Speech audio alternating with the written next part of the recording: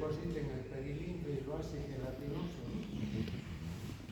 No es que mente duro, te vuelves sordo. No se puede oír absolutamente. ¿Qué día es? Produce ¿Qué fecha? cofosis, se llama. Fecha. Que es la cofosis. Hoy 19. 9 de septiembre. Ya no escuchan nada. ¿No? Es más o menos como ustedes casi. No escuchan nada. Les pregunto, ¿qué hemos hablado sobre toxicidad? Nada. No han escuchado nada, cara. Cofosis, tío. Bueno, entonces se creía, les dije antes, que se pensaba que era que tenía neurotoxicidad, pero se dice que a los nervios no le hace nada, ¿no? Porque sería muy especial que solamente ataque al nervio auditivo y no al resto de los nervios, ¿no?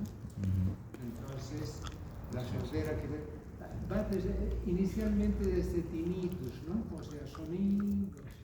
Después, cuando dice, ¿qué has dicho? Ah. Y entonces, bueno, psicoacusia hasta cofosis. Bien, ahora vamos a hablar sobre la nefrotoxicidad. Estos fármacos son bastante también nefrotóxicos. Van a producir cierto grado, ¿no?, de insuficiencia renal, y si existe previo o previamente alguna alteración a nivel renal, esto empeora mucho.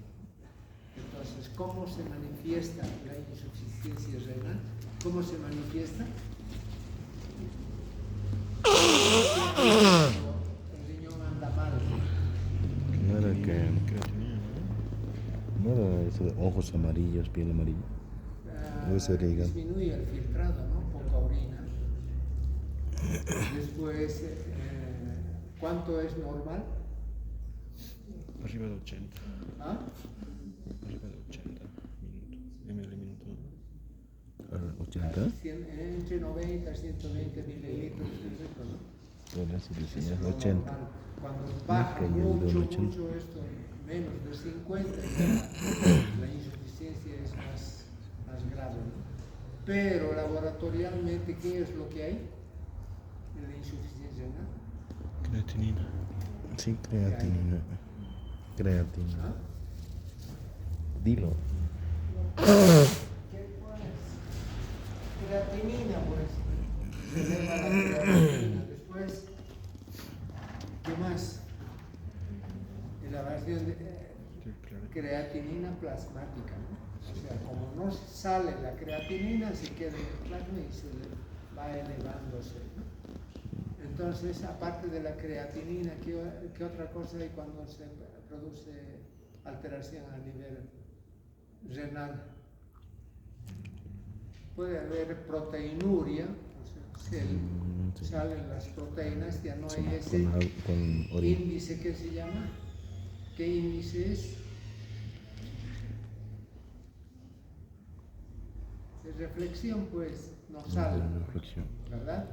Entonces, si está mal el riñón, si está mal el filtrado, si está mal el glomérulo, si salen las proteínas, puede haber proteinuria, puede haber,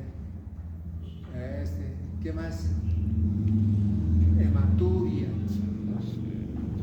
Esos son los signos importantes con los cuales existe la insuficiencia renal. Después, ¿qué otros efectos tóxicos más tenemos? Efectos curarizantes. ¿Qué es un efecto curarizante?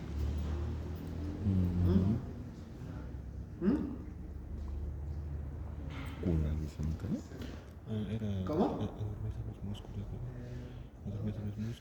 Es la debilidad muscular, pues.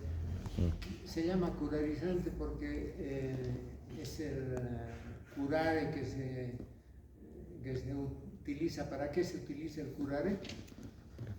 Bueno, los como amazones verbo. se utilizaban para cazar, ¿no? Se envenenaban las flechas. Pero ¿para qué en forma terapéutica usamos el curare? Para relajar los músculos, pues, para hacer intervenciones de tórax o abdomen, para que no sea como una cámara de auto, se mete acá, sale acá, se mete acá, sale acá, ¿no? Entonces, para poder meter las vísceras en su lugar y hacer la sutura, tenemos que tener todos los músculos bien relajados, ¿no?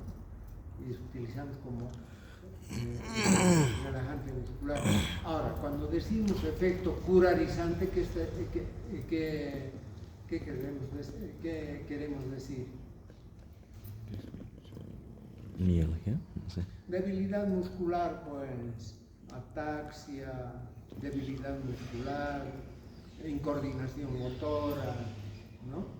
Entonces, no se debe dar este medicamento o este antibiótico cuando se tiene miastenia grave, cuando se va a hacer una anestesia o después de una anestesia, porque al anestesiar muchas veces utilizan curarizantes, entonces potencian la acción de esto y puede producir incluso paro respiratorio, pero no por paro central.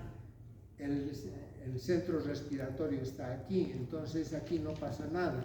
¿Por qué no se podría respirar? Porque es por el estado de los pulmones individualmente. ¿Por qué no se podría respirar?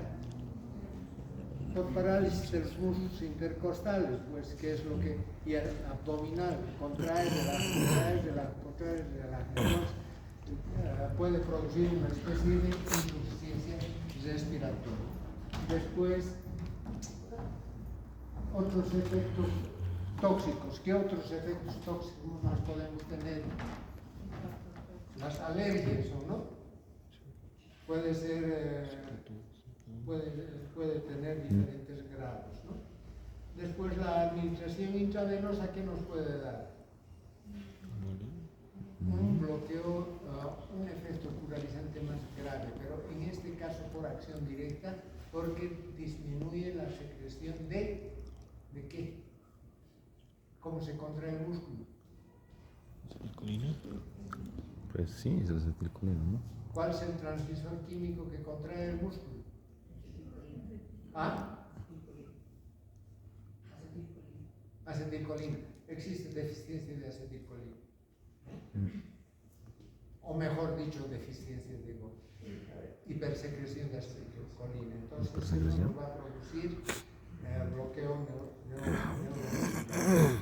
Después, sobreinfección, sobreinfestación, hipersensibilidad, todos pueden ser, digamos, otros efectos tóxicos. Contraindicaciones, ¿en qué caso no debemos dar? En la miastenia gravis, ¿no? Después, ¿en qué otros casos?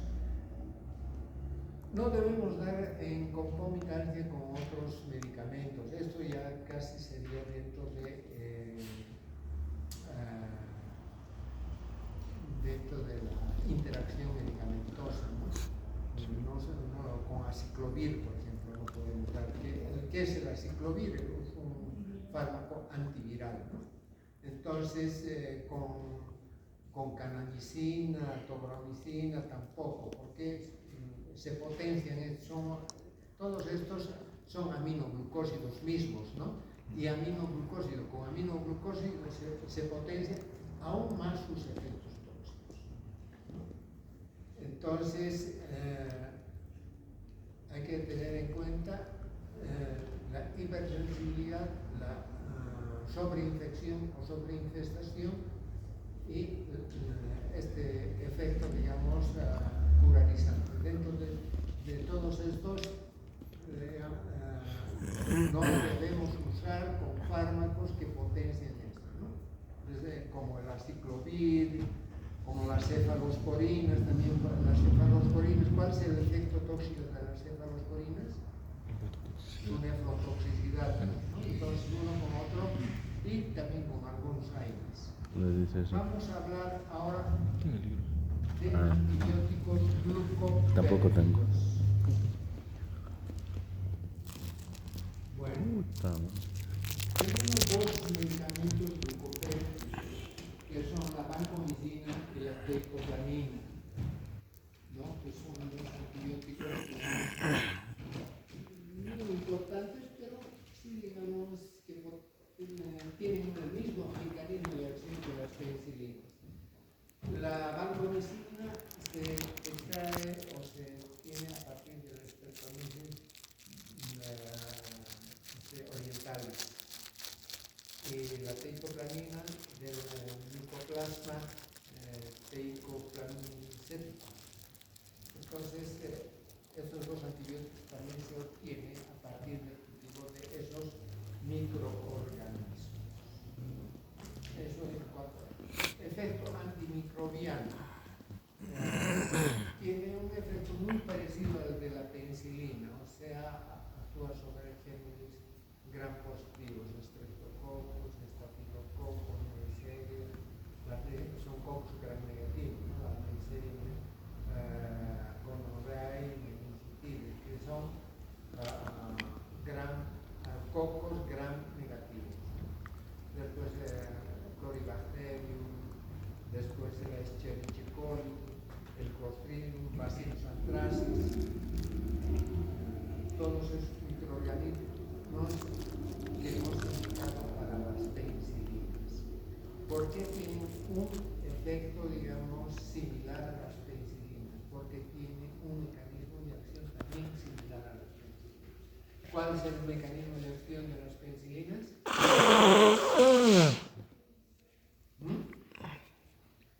¿Qué hacen las penicilinas? ¿Inhiben qué? La proteína. Formación de proteínas. La pared celular. ¿En qué momento Por inhiben? eso. En la cuarta fase, ¿no? O sea, en la No entiendo ya. polimerización de las diferentes capas, ¿no? Sí, O penetra en sea, la membrana celular y la destruye. impiden a la Por eso le llaman penicilina. carboxipeptidasa y ¿qué más? La transpeptidasa, ¿no? La teicoplanina actúa en un momento anterior a los penicilinas. ¿Qué hemos dicho? ¿Cómo se forman? Se forma por unión de la glucosamina más el ácido uránico. Se unen así, ¿no? En el ácido uránico se une un pentapéptido, ¿no? Este pentapéptido, ¿cómo está constituido? 5 minutos Por más. L-alanina, Alanina. después glucosamina, después lisina, después D-alanina y D-alanina. Son los 5 aminoácidos, por eso decimos pentapéptidos, ¿no? Entonces, esto se forma en el interior de la membrana celular. ¿A qué se une? Se une a un lipopolisacárido que se llama vectoprenol. Se une a eso y sale para afuera. Estos antibióticos impiden la síntesis proteica, les decía en un momento anterior. Entonces, impide que esto se desacople, este complejo pentapéptido, glucosamina, ácido uránico y murena. Entonces se desacopla, después una vez que sale, se desacopla y va formando la pared. Impide el desacoplamiento del vectoprenol, de este complejo con el vectoprenol. Ese es el mecanismo de acción de estos fármacos. Entonces,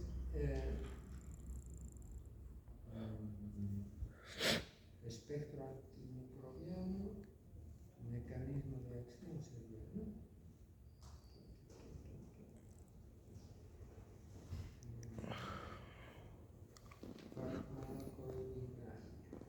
Resistencia bacteriana.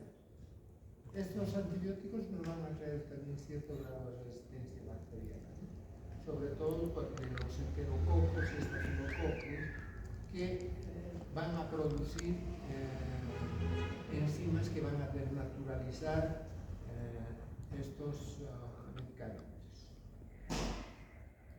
Farmacocinética. vamos a hablar de teicoplatina. Muy bien. Dentro de la farmacocinética que tenemos, me olvidaba esto. ¿Cómo están constituidos estos, la teicoplatina y la vancomicina? Tienen un grupo glucosídico que es la vancosamida y la glucosa, unidos a diferentes ciclos, dos ciclos de hidroxiclorotirosina, clorotirosina, porque tiene cloro acá.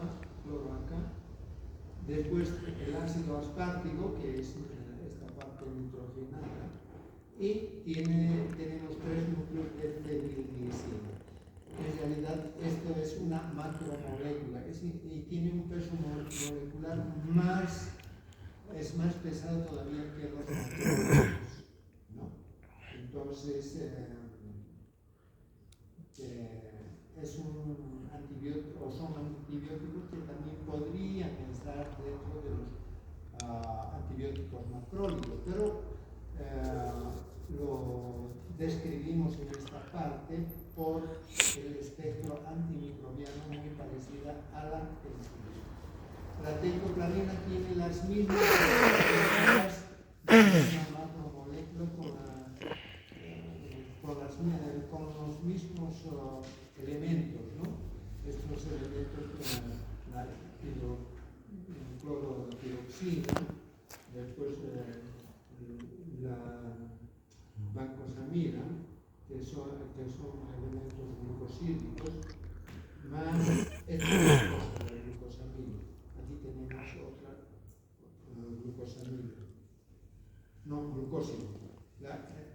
Cuando decimos glucosamida, tiene elementos nitrogenados en su estructura. Entonces, eso me olvidaba decirles. Y ahora vamos a hablar de resistencia farmacocinética. Estos antibióticos únicamente damos por vía intravenosa, aunque podemos dar la vancomicina por vía bucal, pero la teicoplatina es exclusiva por vía intravenosa. No podemos dar por vía intramuscular porque es muy dolorosa. Aún la vancomicina es dolorosa, pero la teicoplatina es inaguantable. No podemos dar por vía intramuscular. ¿De acuerdo? Entonces, por vía bucal se absorbe algo en forma inconstante la vancomicina. Por vía bucal la teicoplatina tampoco podemos administrar. Solamente damos por vía parentera, ¿no? Entonces se distribuye por todo el organismo, se metaboliza en el hígado y se excreta por riñón. Tenemos, digamos, la combinación con las proteínas que varía un poco, se combina más o menos con el 40-50%.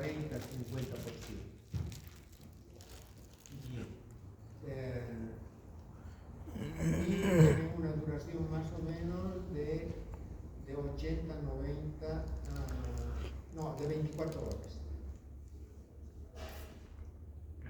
Después, bueno, preparados, indicaciones terapéuticas y dosis. La teicoplatina y la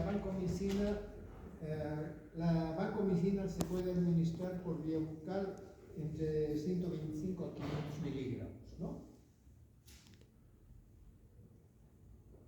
Damos más o menos a una razón de 15 miligramos kilogramo peso en cada 12 horas. Puede ser cada 6 o cada 12 horas. Cuando damos 1 gramo, damos cada 12 horas. Cuando damos 500 miligramos, cada 6 horas, o cuando la dosis es inferior. La teicoplatina podemos administrar de 6 a 12 miligramos cada kilogramo peso cada 12 o 24 horas. Esto utilizamos en infecciones graves o endocarditis bacteriana. Entonces, ¿cuáles son las indicaciones principales de la teicoplatina y la vancomicina? Son la endocarditis estafilocócica, ¿no? Después, las meningitis por Flavobacterium, la teicoplatina es el fármaco más indicado. Toxicidad. Estos fármacos, ¿qué nos van a producir? Un fenómeno que se conoce como el nombre de síndrome de cuello rojo. Más o menos aquí se pone, es más o menos como una descarga de histamina grande y grande. Entonces, es una de las principales, digamos, efectos tóxicos, ¿no? Uno de los principales efectos pura sangre. tóxicos de estos antibióticos. Lógicamente, después de producir Entre hermanos procrean. el síndrome de cuello rojo, van a producir también otros efectos.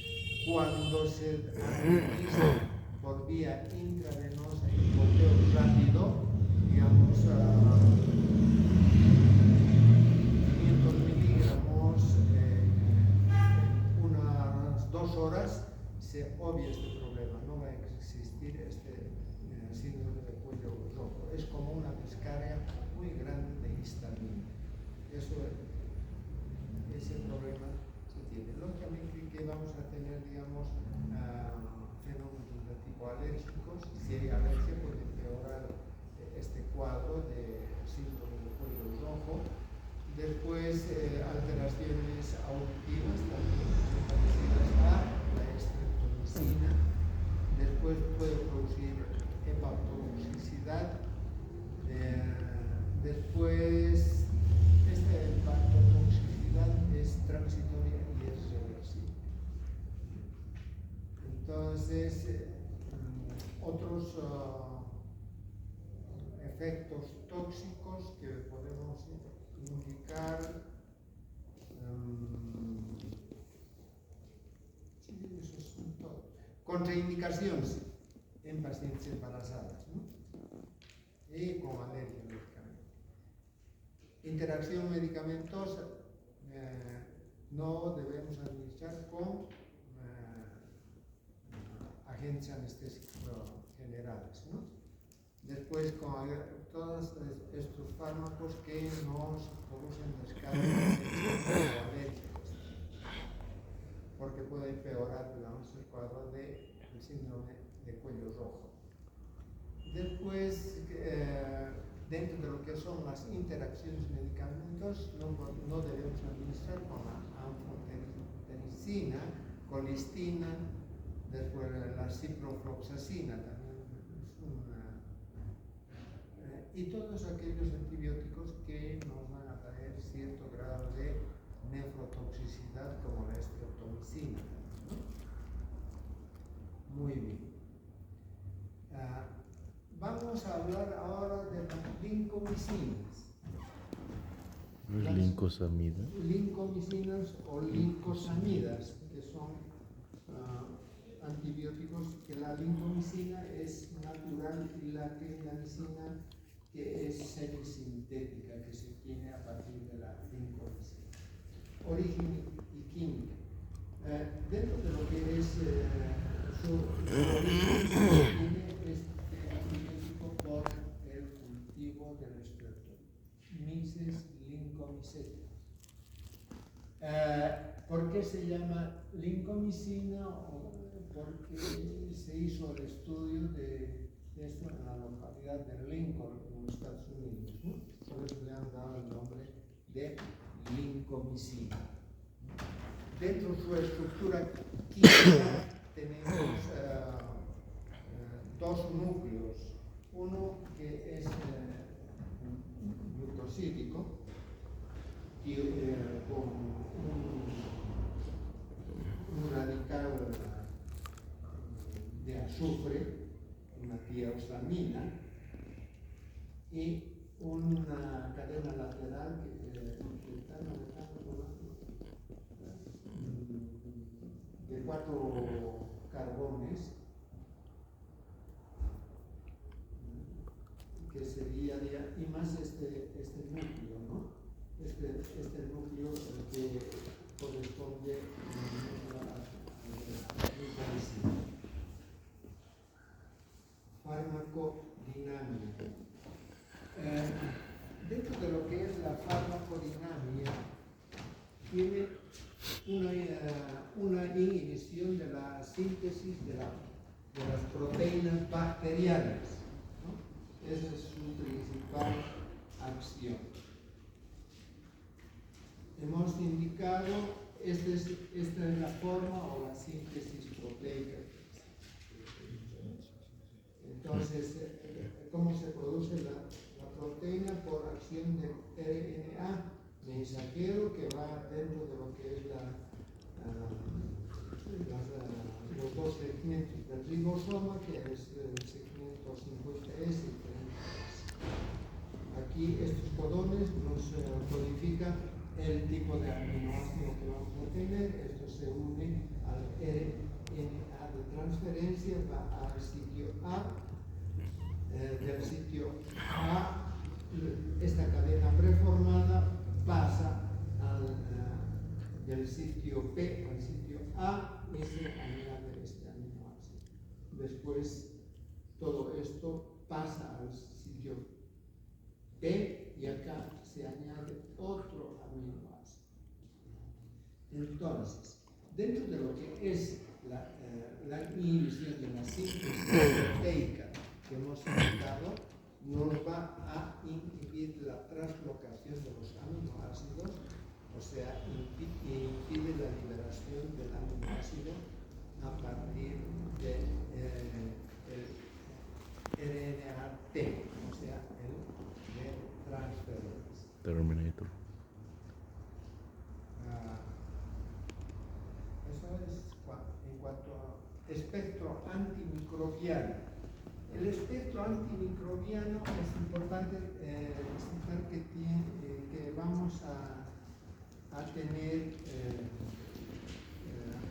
acciones muy importantes. La clindamicina es muy buena alternativa en los tratamientos de origen mononucleótico. ¿Qué quiere decir? Que tenemos gérmenes gram positivos y gérmenes gram negativos, pero principalmente gram positivos.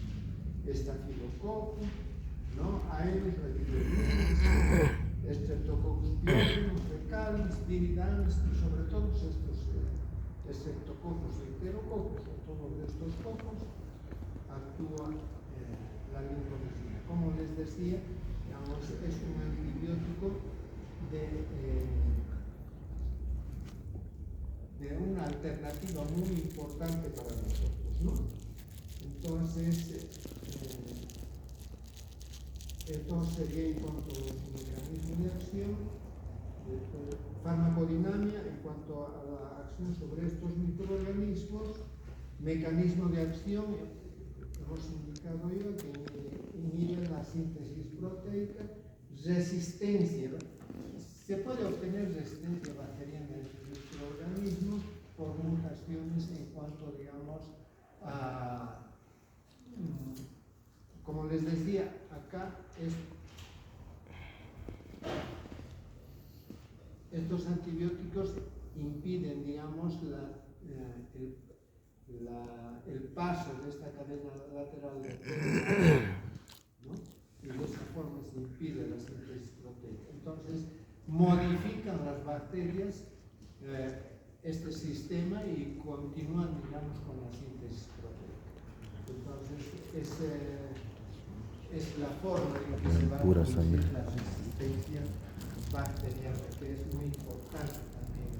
Por eso la administración de los antibióticos tiene que ser, digamos, con mucho cuidado, ¿no? Entonces, y alteran al RNA del ribosoma, o sea, que va el RNA de transferencia, ¿no? Después altera el sitio de fijación en la subunidad 50S. Bloquea el paso a través de las membranas. Farmacocinética. La clindamicina se administra por vía bucal. Tiene una absorción muy buena, pero también se puede usar por vía parenteral, ¿no? Con la administración más o menos de 150 miligramos tenemos una concentración plasmática de 2,8 microgramos decilitro, ¿no? Con la administración de mayores mayores concentraciones. Se combinan con las proteínas de un 60 al 90%, se metabolizan en el hígado y se eliminan por riñón. Alcanzan concentraciones más o menos considerables a nivel de líquido cefalorraquídeo y se eliminan por riñón y por la bilis. Indicaciones terapéuticas. Como hemos visto dentro del espectro antimicrobiano, ¿no?, que actúa sobre estos cocos gram positivos y cocos gram negativos, pero principal gram positivos, es muy importante dentro de lo que son las infecciones bucales y de origen odontogénico. Lógicamente que no se circunscribe el uso a este tipo de infecciones. La lincomicina está prácticamente desechada, pero la clindamicina no. La clindamicina es, como les decía, un antibiótico semisintético que se obtiene a partir de la lincomicina.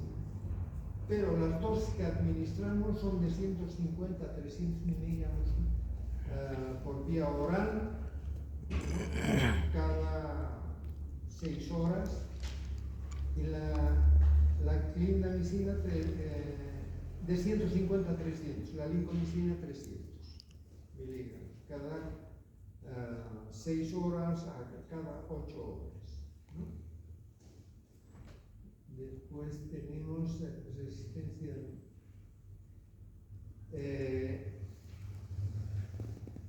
La resistencia bacteriana se realiza a través del ARNS metilinasa, que es que actúa, ya les he dicho, en la transferencia del sitio de aplicación.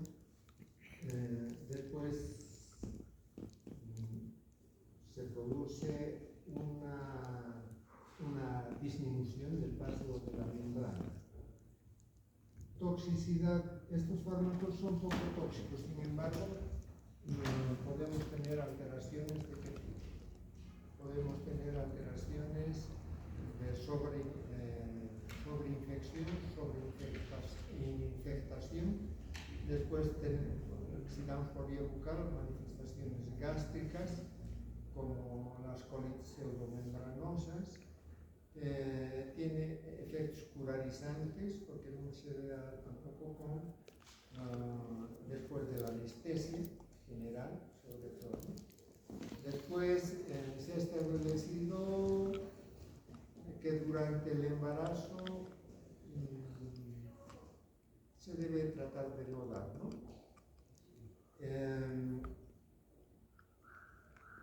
En caso de que exista problemas gastrointestinales, también está contraindicado.